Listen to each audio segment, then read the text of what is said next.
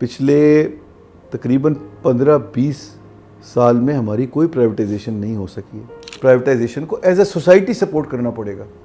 अगर कोई उसके ऊपर प्रोटेस्ट कर रहा है और उसको रोक रहा है तो हमें एज ए सोसाइटी कहना पड़ेगा कि तुम गलत कर रहे हो। अगर हम ये प्रोसेस निकाल देते हैं और ये चलना शुरू हो जाता है तो मेरे ख्याल से ये बहुत बड़ी अचीवमेंट है और हमें उस कॉन्टेक्स्ट में प्राइवेटाइजेशन को एज ए सोसाइटी सपोर्ट करना पड़ेगा, बिकॉज ये हमारी फ्यूचर जनरेशन्स का मामला है। हम आज की अपनी हद तक तो इंटरेस्ट को देख रहे हैं, हम ये नहीं देख रहे कि ये फिस्कल बलूनिंग जो है ना ये हमें कहाँ लेके जाएगी कि जहाँ पर हमारी फ्यूचर जनरेशन्स जो हैं दे विल सफ़र।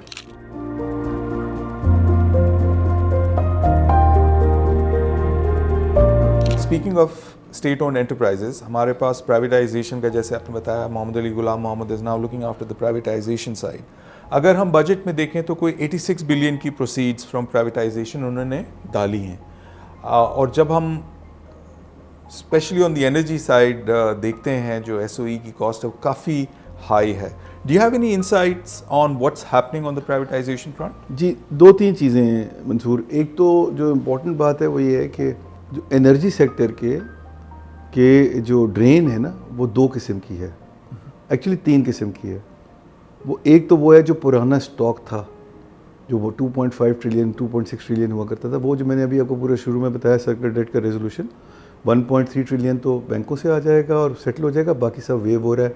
हमने भी मैं OGDC का चेयरमैन भी हूँ, वहाँ पर भी हमने कुछ वेव किया सर्कुलर डेट के मामले में, तो वो सब सेटल हो जाएगा 2.6। तो जो आपका स्टॉक है एज ऑफ टुडे वो सेटल हो जाएगा। फ्लो वो होता है कि जो एनुअल बेसिस पे आपका ड्रेन रहेगा। अच्छा, एनुअल बेसिस पे जो ड्रेन है उसके दो हिस्से हैं।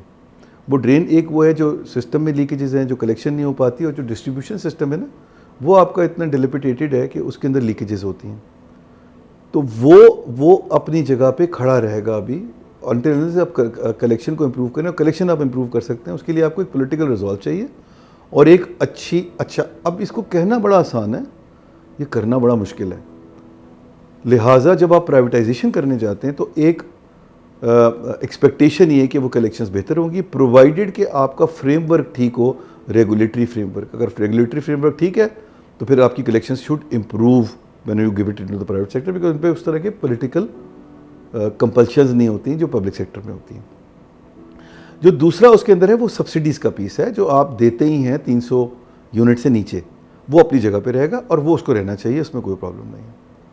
जो तीसरा वाला है वो है लॉसेस जो एंटिटीज़ करती हैं ऑफ देयर ओन ऑपरेशंस, उसको फंड करना पड़ता है। तो लिहाजा ये सब लॉसेस को जब आप एक्यूमुलेट करते हैं तो बहुत बड़ा अमाउंट आ जाता है ओवरऑल लाइबिलिटी की हद। जो मेरे ख्याल से इन्होंने आज नंबर डाला हुआ 86 बिलियन का, वो ज़रा थोड़ा कंजर्वेटिव नंबर है, बिकॉज एक हमारी हिस्ट्री इस तरह की चली आ रही है प्राइवेटाइजेशन की कि पिछले तकरीबन 15-20 साल में हमारी कोई प्राइवेटाइजेशन नहीं हो सकी है। अब उसके मल्टीपल इश्यूज़ हैं, मल्टीपल उसके रीज़न्स हैं, मैं उन रीज़न्स में नहीं जाऊंगा, कुछ सही है कुछ गलत है, मगर फैक्ट ये है कि आज वो नहीं हो पाई है। तो उस 15 साल का 20 साल का इनर्शिया तोड़ना जो है ना, उसको हर आदमी बहुत केयरफुली इस तरह चलेगा कि मैं कोई अपनी इस तरह की एक्सुबरेंस ना दिखा दूँ कि जहाँ पर अल्टीमेटली वो नंबर ना आए and you will have a double whammy, one shortfall on the budget, two the revenue gain that you were expecting will disappear as well. So I think that is the reason why government has put in a very conservative number. Hopefully that we will have a much better number than this, but frankly speaking Mansoor, मेरी हद तक number is not important, it is the process which is important.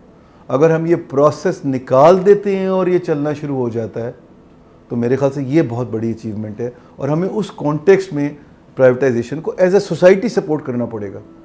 अगर कोई उसके ऊपर protest कर रहा है और उसको रोक रहा है तो हमें एज ए सोसाइटी कहना पड़ेगा कि तुम गलत कर रहे हो, रादर देन उसको प्रमोट करने के, चाहे वो हमारे फैमिली मेम्बर्स ही क्यों ना हो उसके अंदर इन्वॉल्व, बिकॉज ये हमारी फ्यूचर जनरेशन्स का मामला है।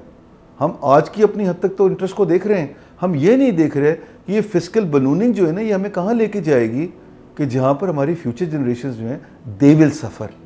And I think this is the most important aspect to my mind that the amount.